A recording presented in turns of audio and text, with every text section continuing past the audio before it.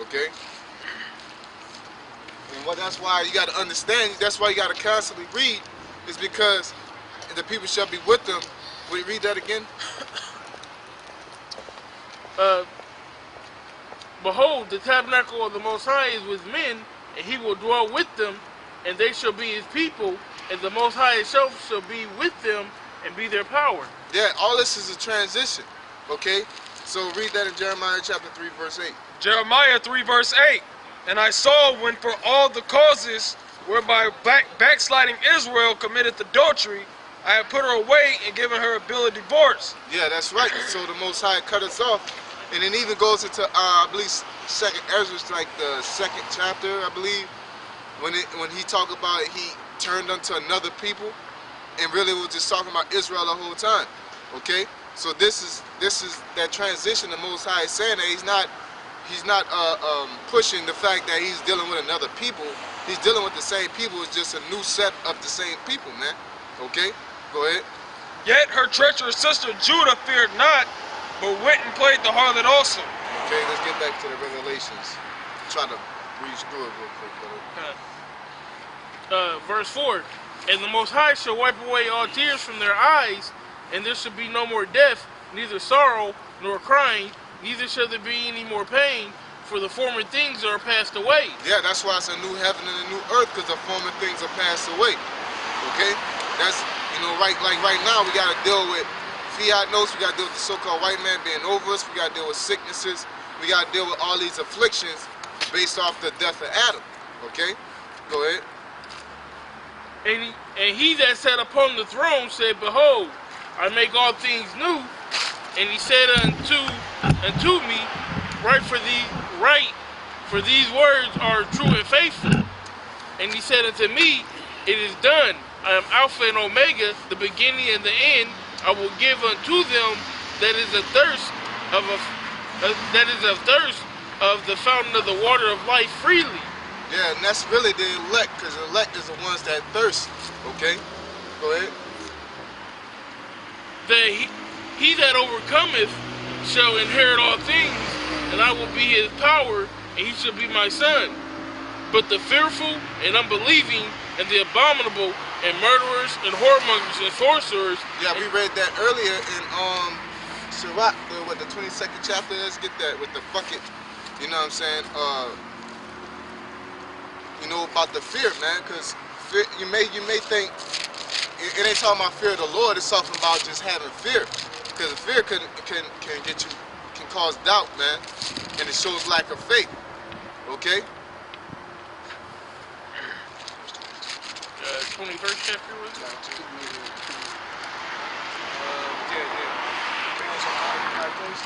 Yeah. This is Ecclesiasticus 22 and verse 18. It says, Pales set on an high place. Go back before that, verse before that. Okay, I'll go to 16. Okay. Ecclesiasticus 22 and 16. As timber girt and bound together in a building cannot be loosed with shaking, so the heart that established by advised counsel. Yeah, so that heart established by advised counsel, that advised counsel ultimately is the Most High, but right now, on here, is dealing with the apostles, man. So that's our advised counsel. Ultimately it is the scriptures, okay? So you must be, when you get that advised counsel, that good counsel, then you're sturdy, you have a solid foundation, man. Because a lot of these niggas in this world, they don't have a solid foundation. They don't believe in the whole Bible, man. Okay? When you call him, like the brother said, you call him Christ, you're saying that Edomites can make it as long as you serve the Lord or serve Jake. That you can't curse out the 2/3. That's why the scriptures say a little leaven leaveneth the whole lump. This is the outcome. It causes shakiness, man. Okay? And it causes confusion. The Most High is not the author of confusion, man. Okay? Go ahead. It says, so the heart that established by advised counsel shall fear at no time. Yeah, shall fear at no time, man. So when you have a solid foundation, you're not going to fear, man. That means when you exercise, like scripture say, through patience, experience hope. When and then it says through the exercising of the word, man, you get experience by applying something. you get you exercise the word, that means you work it out, man. Okay, and therefore it will give you confidence on what to do in dire times, man. Okay, as a 2/3 once told me, when you're in a plight, right? You know, when you're in a dire situation, then the experience through the scriptures will give you confidence in what you're doing, man. Okay, case in point example, the prophecies. Okay, we have a solid foundation through our counsel, which is of course ultimately through the Most High, but through our apostles, we've learned about the prophecies with a solid foundation. So now, through all these turmoils, these prophecies are coming to pass. Let's make us more sound in it. If we don't get scared, okay, that's why I said in Proverbs, we shall be happy in those times. Happy are ye, because we see the prophecies come to pass. Other 2/3 are going crazy, man. You know what I'm saying? And I ain't mean Looney Tune. I'm a lunatic type. I'm talking about like they're losing their minds. They don't know what to do. Okay, go ahead. Verse 17, a heart settled upon the thought of understanding is as a fair plastering on the wall of a gallery. Yeah, plastering is synonymous with plaster. Okay, go ahead. Pail set on a high place will never stand against the wind. A pail set on a high place, so it's like a bucket, you know, set on the top of a building. You ever went to the top of a building? The wind blows hard up there, man.